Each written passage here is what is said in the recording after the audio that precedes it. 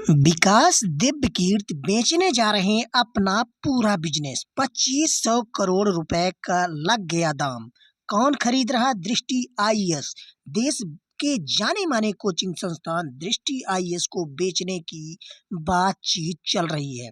इसके फाउंडर विकास दिव्यकीर्ति ने 26 साल पहले इसे शुरू किया था और अब ऑनलाइन एडुकेट प्लेटफॉर्म फिजिक्स वाला इसे 2500 करोड़ रुपए में खरीदने पर बातचीत कर रहा है। भारतीय एजुकेशन और मोटिवेशन की दुनिया में बड़ा नाम कमाने वाले विकास दिव्यकीर्ति अब अपना पूरा बिजनेस बेचने के मूड में है। उनके बिजनेस को खरीदने में एक और एडुकेटेड कंपनी के फाउंडर ने खास रुचि दिखाई है। अगर दोनों कंपनियों की बातचीत सफल रही तो यह सौदा 2500 करोड़ रुपए में पूरा हो जाएगा। यह डील कंप्लीट होती है तो भारतीय एजुकेटेड की दुनिया का हाल में हुआ सबसे बड़ा सौदा होगा। इन ट्रैकर में ने हाल में जारी अपनी रिपोर्ट में बताया है कि ऑनलाइन एडुटेक प्लेटफॉर्म फिजिक्स वाला के फाउंडर अलक पांडे ने विकास दिव्यकीर्ति के बिजनेस को खरीदने में रुचि दिखाई है। दोनों की बातचीत अभी शुरुआती स्तर पर है।